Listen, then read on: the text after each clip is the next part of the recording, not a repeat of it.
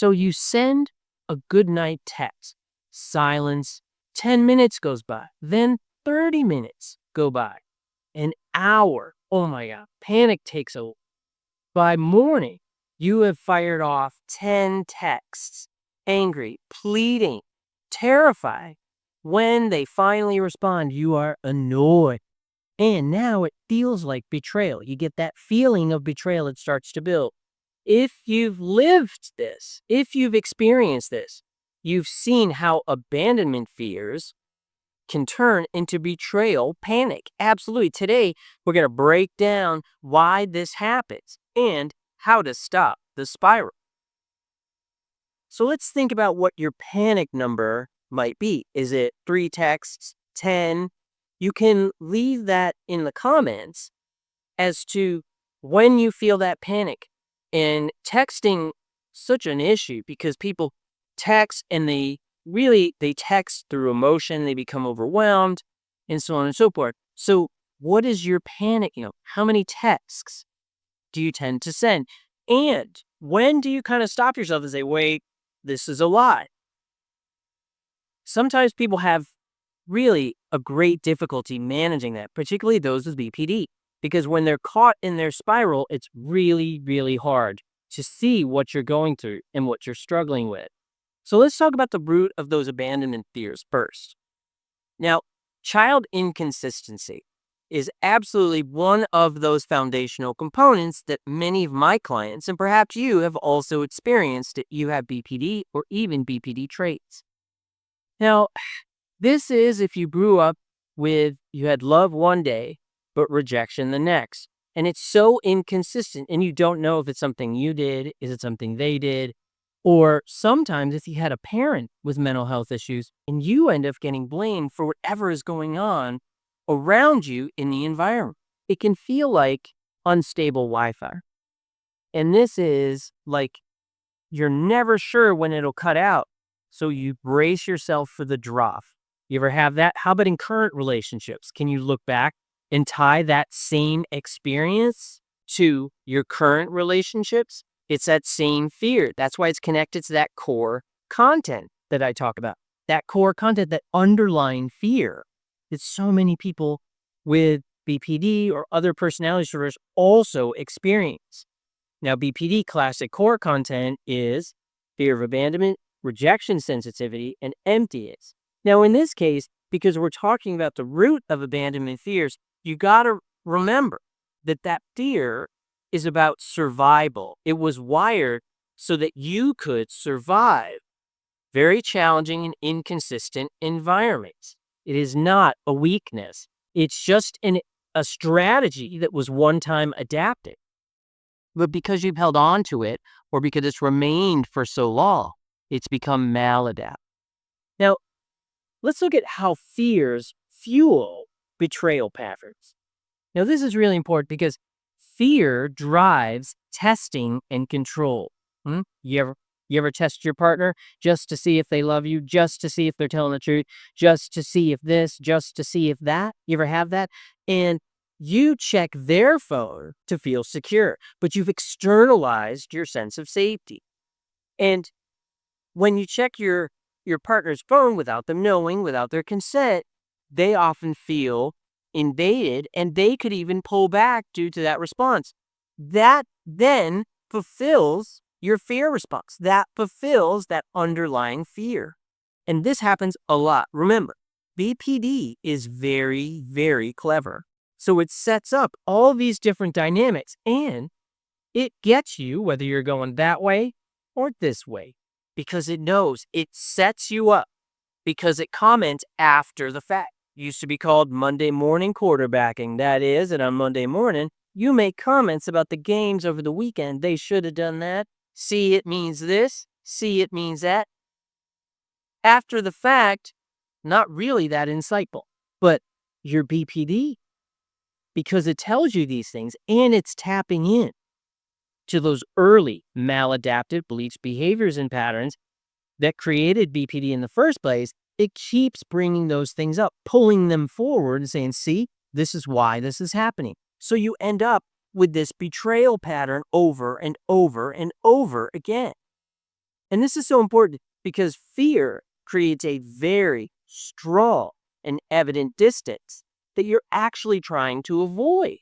BPD ends up setting you up in a paradoxical interaction so that it is validated in the end. But who ends up losing? Not your BPD, but you. As the relationship becomes strained, as there's more arguments, as there's more issues, becomes more and more complicated. Now, is there a healthier way forward? Well, I wouldn't have made this video if there wasn't, so I'm going to help you out. First, now this is really great. I want you to do pause. I want you to stop 20 seconds and just take a breath. You got to slow down and try to think it through. This is the hardest step. It's like running full steam, and you've been running full steam for your whole life. And then suddenly you're like, I got to put the brakes on. That's really hard because you have all this momentum, all this adrenaline, all this energy that's been cooped up, and it's amplified by all those BPD past memories, fears, doubts, and insecurities that have really driven that fear. So first, we got to hit the pause button. Try to pause as best you can. If you can't do 20 seconds at first, that's totally okay. Do 5 seconds at first. Do then 10 seconds. Build up to that 20 seconds. Then, number 2, what I want you to do is I want you then to name the fear. I want you to call it out. I'm scared you'll leave. Instead of just accusing, get to the core of the issue. If you just stay on the surface, all you're doing is you're just encouraging that back and forth, that argument, that dissonance, those problems. And we don't want to do that. Instead, name it. Because if you call it out, then you can manage it. You got to put the label on it. You got it. Not the biggest fan of labels, but in this case, I want you to label that fear, name it. Then you got to do that reality check. And you got to do it on a regular basis. You have to look at actions, not just feelings. Now, I have a video on feelings are facts, and I'll put the link at the end of this video if you want to check that out. Because I know feelings can feel like facts, right? They become so intense and so strong that you start to believe, yeah, I wouldn't be feeling this so intensely if it wasn't real. Whoa. Because you're not in control of the volume. Your BPD and family in the head is in control of the body. That's the problem. That's the issue. Because sometimes it gets so loud, all you can do is hear it and internalize it.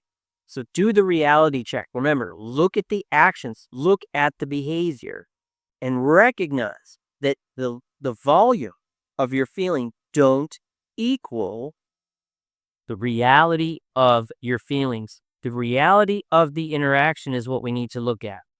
For example, instead of the text that we talked about in the beginning, right? You could send another text saying, I get anxious when I don't hear from you. Can you reassure me? Ask for what you want. Ask for what you need. Or even ask your partner and say, hey, I kind of get really nervous if I don't hear from you, or I don't know if you're okay, or whatever. Can you just send me a little text saying I'm here, it's all good? I mean, I used to drive through Houston before I retired. Hey, I used to drive through Houston. And when I arrived, right, it's usually early in the morning, like 6 a.m., I would send a little text, to my wife, and I'd say, oh, here, Here. That's it. That's it. And then when I was leaving, heading out, and it just gives that other person a little bit of peace of mind. And it doesn't take long, doesn't take anything from me, and it's just that little bit of courtesy. So you could even ask for that, but you have to put yourself out there. And I know that when you put yourself out there, vulnerability, it feels super scary. But it also opens the door to connection.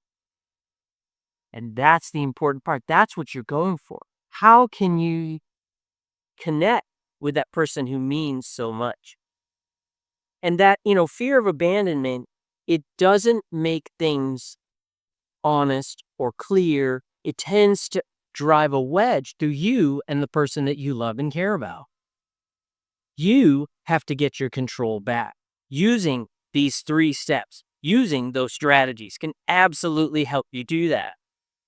If you've caught yourself falling into this cycle, this feeling of betrayal, this need to text, need to having response, putting that BPD in control, I want you to leave a comment because it really helps other people. And that's the goal of the channel, is to try to set up a community where all of us can help those who need it and recognize that you can manage and control borderline personalities.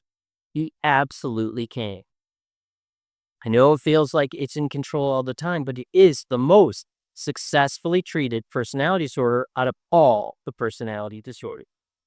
I want to thank you very much for your time. I hope you'll check out the video right here on feelings, not facts. And I'll see you next time. Thanks a lot. Bye-bye.